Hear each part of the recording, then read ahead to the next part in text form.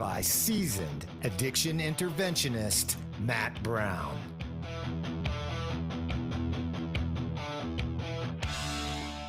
This is a podcast for families or individuals with loved ones who are struggling with addiction or alcoholism. Perhaps they are reluctant to get the help that they need. We are here to educate and entertain you while removing the fear from the conversation. Stick with us and we will get you through it. Welcome, the original party wrecker, Matt Brown.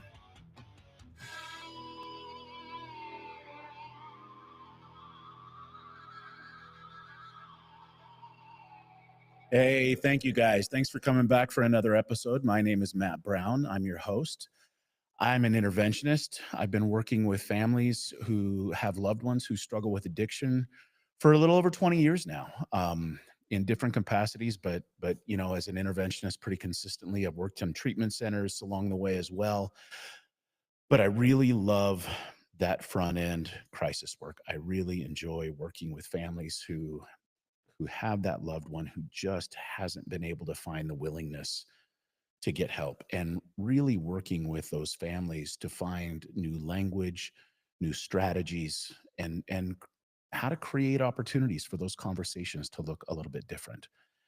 Before I get started in today's topic, I do want to let everybody know that in addition to the normal Monday and Thursday family calls at 8 p.m. Eastern, 5 p.m. Pacific, starting on June 15th, which is just a couple of weeks from now, every Sunday night at 8 p.m. Pacific, I'm going to be hosting a family in crisis support call on Zoom through Intervention on Call every Sunday night. So if you're a West Coaster and have found it difficult to get on those 5 p.m. calls because you're on your way home from work, or there's just a lot going on with your families because it's still early in the evening, we are going to start a West Coast meeting at 8 p.m. on Sundays every week. Another interventionist, his name is Pej out of Southern California. He's going to be joining me. He's another one of the providers on the service on Intervention on Call. And together we're going to be hosting that West Coast meeting. So if you are out here in the West and it's easier for you to attend on a Sunday night at 8, by all means, I hope we'll see you there. And as always, everybody's welcome to the other nights of the week, of course, as well, Mondays and Thursdays. Hopefully, we will get it to the point where we have a family meeting every night of the week so that people can come and have that place to just to feel like they're not so alone. It's completely free. As interventionists, we want to provide that.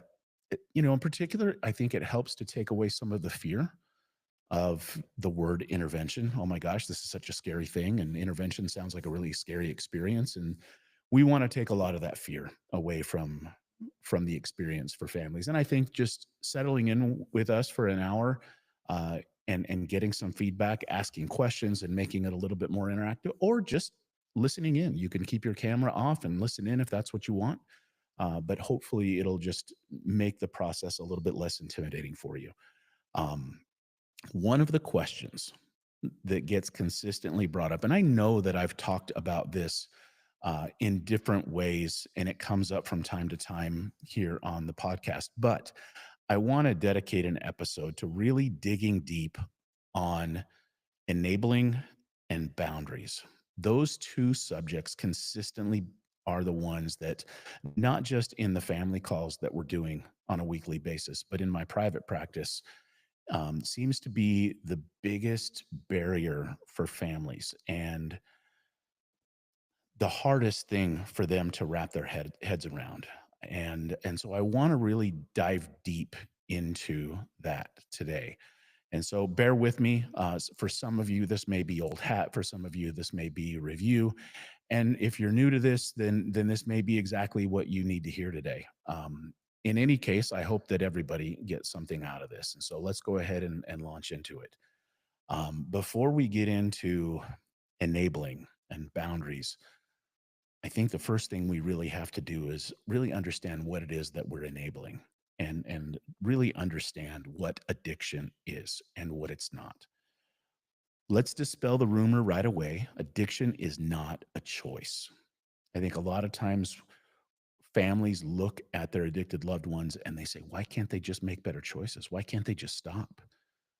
That was in my family growing up. That was one of the things that was baffling to my family is why does he continue to do these things? Why does he continue to get in his own way? And none of us want to live the life of addiction. But when you live in this place of emotional distress where you don't have any kind of internal mechanism to manage the ups and the downs of emotional and mental life, and then you discover, hey, I can drink something, or I can smoke something, or I can snort something, or eat something that will take those feelings away and make it that much more manageable. Consequences be damned. I don't care about the consequences. I just want to feel better right now.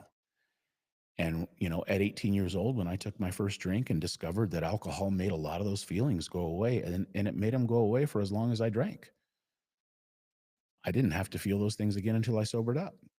And so my brain, very early on in this process, learned that I don't need therapy. I don't need meetings. I don't need any of that. I just need to drink. And then, gradually it became other substances and other behaviors as well. So addiction, first and foremost, is not a choice. It is a disease. And it has nothing to do with the drugs or the alcohol. And that may be a little bit of a confusing statement for some of you. Most of the time, people look at going to treatment or getting sober as simply the elimination of compulsive behavior. I'm going to stop using drugs. I'm going to stop drinking. That is not enough. That's simply abstinence. And for most of us who are truly addicted, that's not going to make things better. It's going to make things worse. When you simply eliminate the one thing that has allowed me to stay level, and I get it, level's a pretty subjective word. I understand that. But in my mind, when I drank and used drugs, I didn't have to feel those really shameful, hurtful, painful feelings. And so in my mind, that was some degree of level. And for my family, of course, it certainly wasn't. For the people that were around me, it certainly wasn't. But that was the one thing that made my life survivable. I know I've shared this on here before, but there was one night in my 20s where literally drugs saved my life. I was in the process of contemplating ending my life and had a tool at my side with, I'll just say it. I had a loaded shotgun sitting next to me on the bed, and I was going to end my life that night. And I had some drugs in my pocket, and I thought, well, I'm going to use the rest of these drugs, and then I'm going to go ahead and follow through with this. Well, once I got high, I didn't feel that desperation anymore. My life was not so completely overwhelming, and that desperate feeling of there's no way out of this. It was gone. And so I'm alive today because I got high that night. And that sounds really counterintuitive when I tell people that drugs saved my life. But I think for a lot of us, that's the case. And I want you to look at addiction more as a survival mechanism than as a mechanism of self-harm. It is the one thing that might be keeping your loved one here on this earth. Now, does that mean it's going to keep them here on the earth? Absolutely not, because eventually we end up in one of three places. We end up in jail, we end up in a mental institution, or we end up in a cemetery. That is the end result for anyone who stays in active addiction over a long enough timeline. It's inevitable. There's no such thing as a drug addict that dies of natural causes. And so I don't want to minimize the impact that over a long enough timeline that addiction will have. But on a short timeline, on a day-to-day timeline, that's the only thing that was keeping me alive. And I don't want anybody to confuse this with actual helpful life support, but from an emotional standpoint, that's what was keeping me alive. It was keeping me from constantly feeling that desperation, that shame, that guilt, that overwhelming sense of impending doom.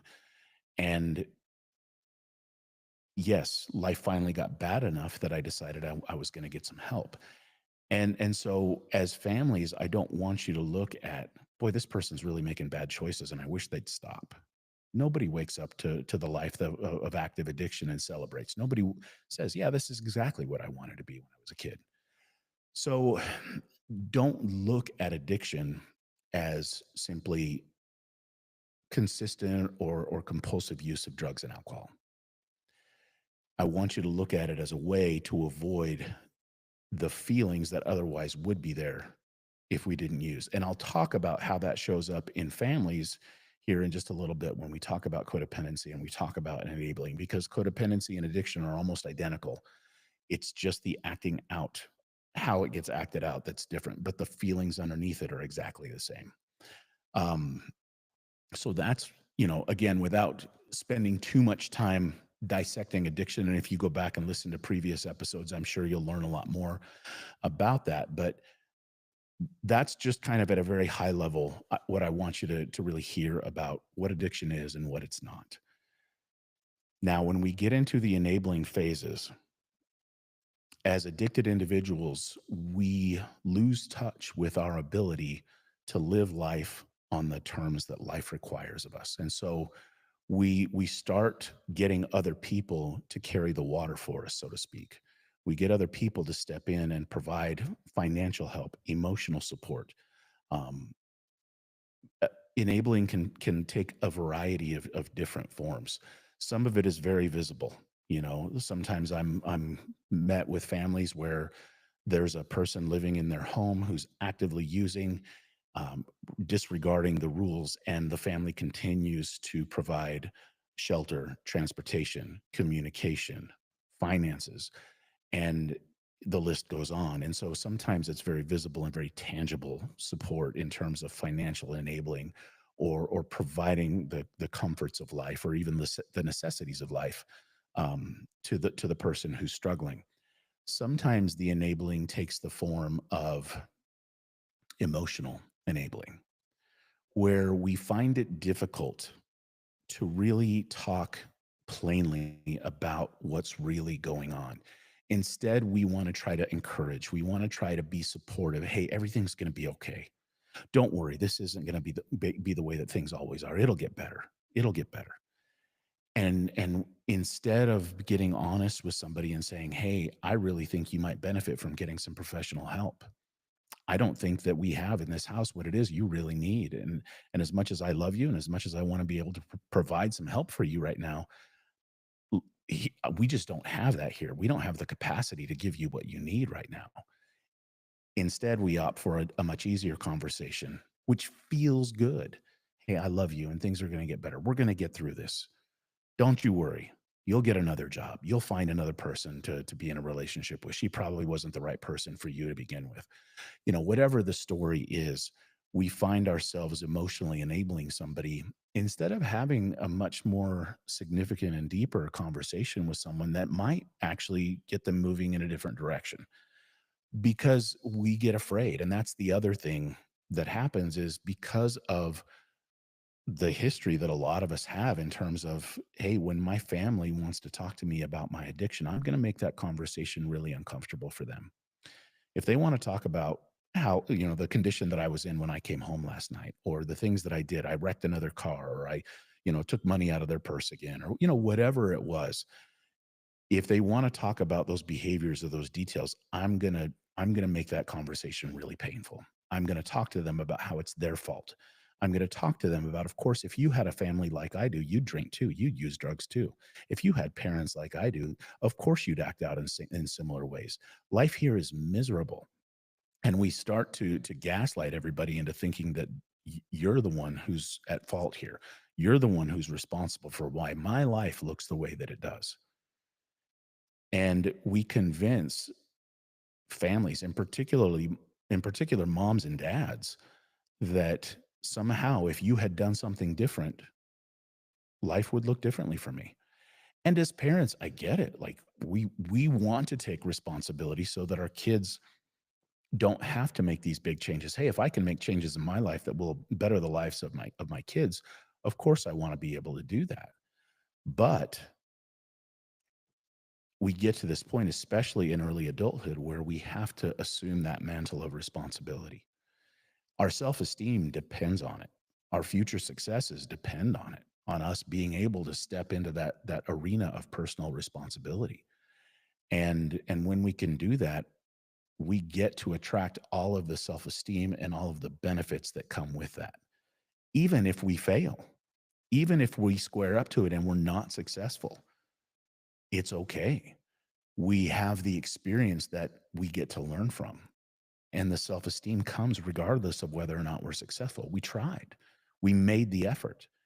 And there's opportunities for self-esteem even in that I think sometimes we get robbed of by well-intending family members. And so those are really the primary ways that people will enable it: financially, emotionally, and then just by staying silent, because I don't want the headache. I don't want the contention or the conflict that's going to come if I bring this up today. So just for today, I'm going to stay silent. And then today bleeds into tomorrow, and tomorrow bleeds into the next day. And before long, we've got weeks of silence. And that's really where the enabling becomes more apparent, because now it's been going on for so long that it's like, well, I guess this is just the way life is. And we silently resign ourselves to a life that we know we don't want to live, both the addicted individual and the family. And so the question then becomes, okay, so how do I create boundaries? How do I start changing this? Because I feel like I'm so deep underwater here that this problem has been going on for so long. How do I even start? And that is the $1,000,000 question for most families, because by the time they get into a conversation on the phone with somebody like me, where they're talking to a professional interventionist, or maybe they're talking to their therapist or a doctor or somebody clergyman, where they've confided, like, this is just bigger than what we can handle now. And it's gotten so out of control that we just have no idea where to start. There's two questions. As I'm preparing to do an intervention with families, there's two questions that I ask everyone to consider. The first question is, have I enabled the addiction in any way? And we've already talked about the ways that we can enable. The second question is, have I been harmed by the addiction in any ways? And when I say the addiction, I'm not talking about the individual. These individuals that we get to work with are some of the most intelligent, kind, sensitive, loving people you'll ever meet when they're at their best. And that's what's worth fighting for. They are not the problem. The addiction is. And so when I say, have I enabled the addiction? Have I been harmed by the addiction? I don't want you to put that onto your loved one, because at their core, they're still that wonderful, loving person that's worth the effort that you're about to make as you embark on this opportunity to create a conversation, or maybe it's to the point where you need to do an intervention and get them into a treatment program, but they're worth whatever effort you're about to make. And so those are the two questions that I really want you to ask yourselves. When I say, have you been harmed by the addiction? I'm talking about, have you been harmed financially? Have you been harmed emotionally? Whether it's verbal abuse, emotional abuse, even physical abuse sometimes. And, that's the other thing, have I been harmed physically? And sometimes there is physical abuse, physical violence. That's not altogether common, but it happens. Most of the time, the physical manifestations come when I neglect myself. I'm not able to sleep the way that I need to. I'm not able to take care of myself the way that I need to, because all of my mental and emotional bandwidth are spent worrying about this other person and how to help keep all the plates spinning in their life. And I become a secondary issue. And, in the short run, that's not always a bad thing. That's what we do for our kids as parents. That's what we do for our spouses as loved ones. And so I'm talking about over the long term. As this progresses, we find ourselves neglecting ourselves and not taking care of ourselves. We find ourselves neglecting other important relationships, or even finding conflict in other relationships where, we're at disagreements on how to handle things. And so unity becomes an issue. It's really important to really see this with honest eyes. And these are not easy questions to have to ask yourself. Have I enabled this? Have I been harmed by this? And if the answer to either or both of those questions is yes, the next question can't be, well, what does my loved one have to do so that I'm not enabling this anymore, so that I'm not harmed by this anymore? We have no control over them. As much as my family wanted to believe that they could control the problem by allowing me to come back home and live with them, by helping me get back on my feet, helping me get a job, whatever the case was, families will go to great lengths to try to solve this problem and work harder on somebody else's life than they are. And that's kind of a universal thing that I see in this, is that families will work so much harder on solving this problem than the individual will. And so the question then becomes, what do I have to change so that I'm no longer enabling this, so that I'm no longer being harmed by this? And that can be a pretty big pill to swallow. And so we don't want to eat the whole elephant in one bite. During an intervention, when we're sitting down and the family has the support of a group of people and a professional in the room, we'll come at that a little bit differently than what I would recommend for somebody having a one-on-one conversation about these kinds of things, and really kind of setting up individual boundaries before it gets to the point where an intervention is needed. But this is where addiction and codependency really begin to appear the same. Because as families look at implementing boundaries, they're met with the same emotional difficulties that were met with in active addiction. I used drugs and alcohol to avoid feeling what I was going to feel if I didn't use drugs and alcohol.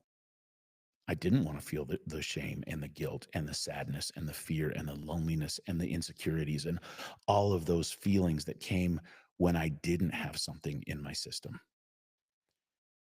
Families and loved ones will enable for the very same reasons. Now, we will dress it up and make it look like, well, I'm doing this because I love that person. I'm doing this because I don't want to see them suffer. I don't want to see them go hungry. I don't want to see them be cold. I don't want to see them out on the streets with no place to be. That I get. But if we dig a little bit deeper, what we will discover is that we're doing it because we don't want to feel what we're going to feel if we don't do it. Well, I don't want to feel like I'm a bad dad. I don't want to feel like I'm a bad mother. I don't want to feel like I'm a bad spouse. I don't want to feel the guilt that's going to come if I know that my kid is out on the street because I won't let them use while they're here at home, or I won't get them a hotel room where I know that they're just going to throw a party and use with everybody else they can fit in that room. You know, we don't want to feel what we're going to feel if we don't engage in those behaviors. And that's why addiction and codependency are they're really just different sides of the same coin. And as actively addicted individuals, we will find people who are codependent to enable us. And even though that person's not using or drinking in an addicted or alcoholic way, the emotional distress that goes on under the surface is identical to what's going on with the addicted individual. And so if you're listening to this and you're having one of those aha moments, I really want you to know, like, okay, you've just had like your first step experience. I've admitted that I was powerless and my life was unmanageable. Like that is step one when you're looking at this from a 12-step perspective. Now, what do I do? Now you have to really understand, okay, regardless of how I feel, what is the healthiest thing I can do? And my really good friend and interventionist Sam Davis has a really poignant way of putting this, and I'll put it to you guys the same way. But I want to give him credit for this idea and the way he frames this. If your loved one were allowed to hit bottom, and I mean bottom, like lose everything, they were literally homeless, penniless, jobless, without a relationship, without anyone around to support them. Are they capable enough? Are they lovable enough? Are they intelligent enough to be able to rebuild their lives? And when we ask this question of families, most of the time the response is, well, of course they are. Yes, they're capable, they're smart, they're lovable, they're good with people. They are very capable of rebuilding their lives from nothing. The question then becomes, why are we preventing that from happening? Because the moment that I hit bottom was the moment that I started to rise above it, that I started to actually find the humility that I needed to reach out and ask for help and begin that rebuilding process. Now, I get it. For some people, the bottom is irreversible. It's catastrophic. For some people, it's death. For some people, it's prison. For some people, it's something else. There's an inherent risk in this. It's not just, hey, they're going to hit bottom and they're going to bounce back. That's not the case for everybody. But by and large, that's not the end result for most. The vast majority of people do not die from addiction. They'll hit that bottom, they'll get sober, and then they begin to recover. You know, in the studies, we always hear about the people that don't make it. In 2023, I think it was 2022 or 2023, there was a study done that said 49 million people in this country were in active addiction I think it was 2022. 13 million got help. Now, those numbers seem pretty abysmal. Those numbers seem pretty depressing. But here's the other way that I want you to look at it. There are millions of people in recovery in this country. There are millions of people. It's we can't even count how many people, because AA and NA and all these other anonymous organizations are just that. They're anonymous. We don't track how many people are in those organizations. And you know, then you look at the people that do get well, whether they get well by going to church, or they get well by going to treatment, or they get well through other means. They have that experience that allows them to get sober and stay sober and grow. That's the end result for most people. And so I want you to really look at this with some optimism and some hope. If you will step back and allow your loved one to hit that bottom, or at the very least, let them have the experience they're choosing to have without interfering. Let them experience the natural consequences. You don't have to make artificial consequences. We're good at making our own consequences, believe me. So if all you do is just get out of the way and say, hey, I'm not going to give you money anymore. I know how you're spending the money that I've been giving you, and I don't feel good about that. So going forward, I don't want you to ask me for money.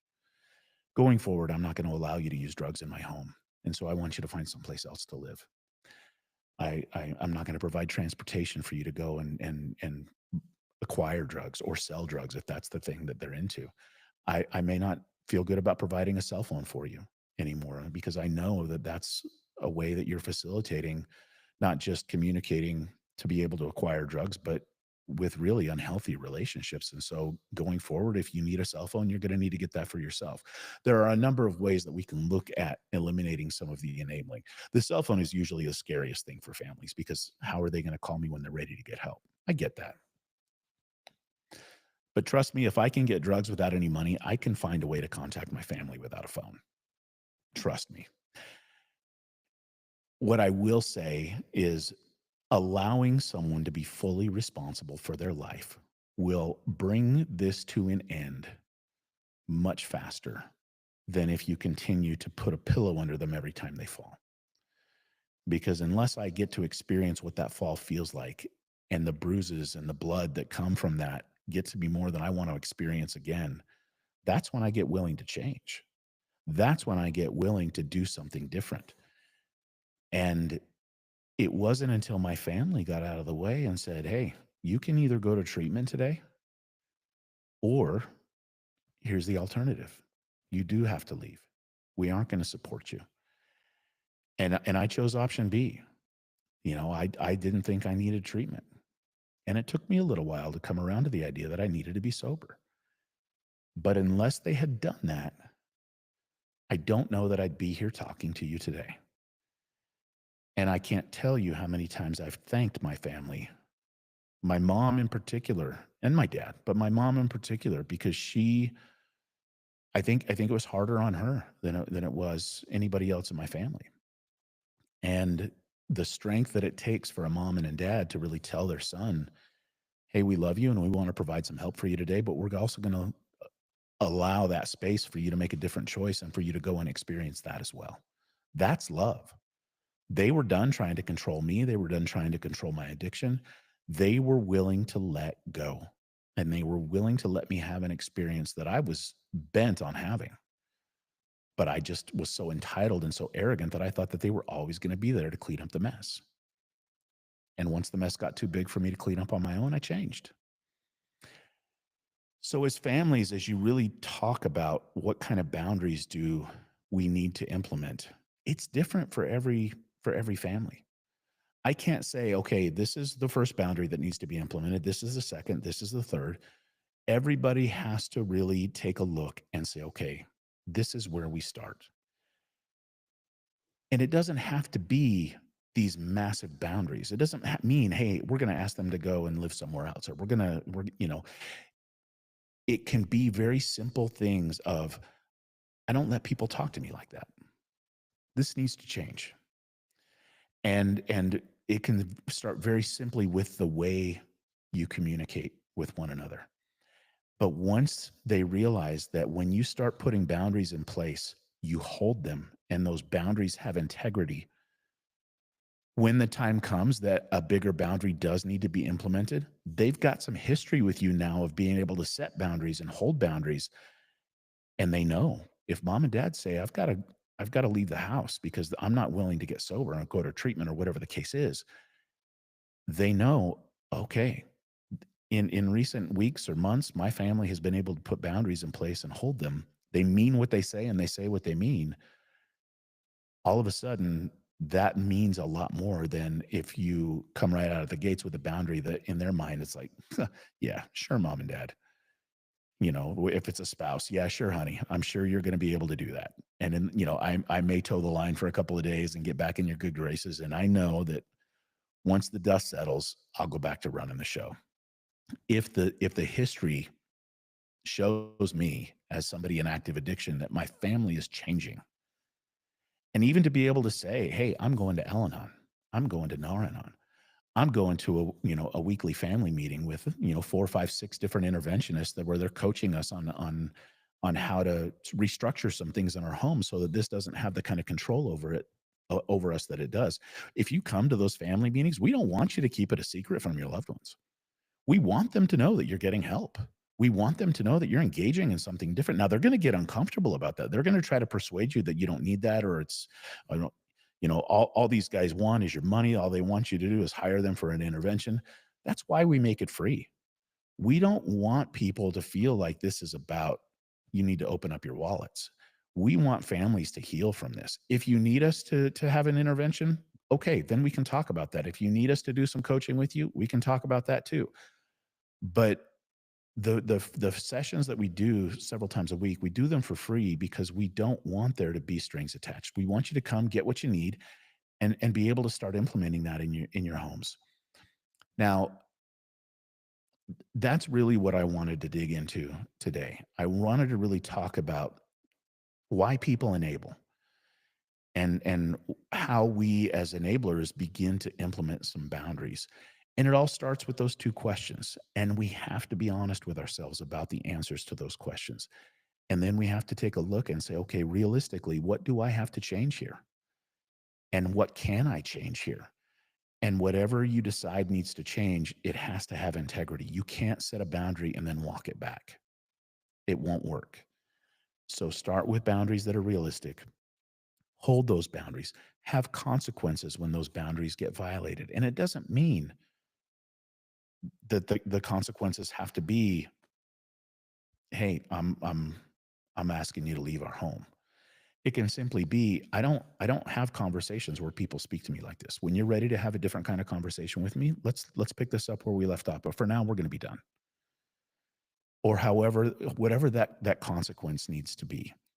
But a boundary without a consequence isn't a boundary. It's a request. And sometimes that's appropriate. But when you're implementing boundaries, there needs to be some structure to it. There needs to be a change that you're willing to implement. It's not about, hey, you need to do this or else. A boundary says, I'm not willing to engage in behaviors that are unhealthy for me anymore or that are harmful for me anymore. And so until this behavior changes, I'm going to make a different choice. And so I hope this helped. I hope, again, I don't want to drag on too long about this. I like to keep episodes to about a half an hour so that they don't get too wordy and too overwhelming. But I hope this helped. If you have questions, I know I say this at, every episode. Sometimes people will reach out with questions. I wish more of you did. And so if you have questions about enabling, if you have questions about boundaries, send me an email. Shoot me an email at matt@partyrecords.com. I would love to hear from you. Let me know what I can do to help. If you have ideas for future episodes, if you have questions that you'd like for me to address in a future episode, by all means, shoot that to me as well. I hope I get to see you on one of the upcoming family groups that we do. Now, again, we're adding the Sunday night starting June 15th. And then, as always, we'll be doing the Monday and Thursday nights. But please come and join us on that. Again, it's completely free, no strings attached. And until then, I hope your loved one will get sober and stay sober. Thanks, guys.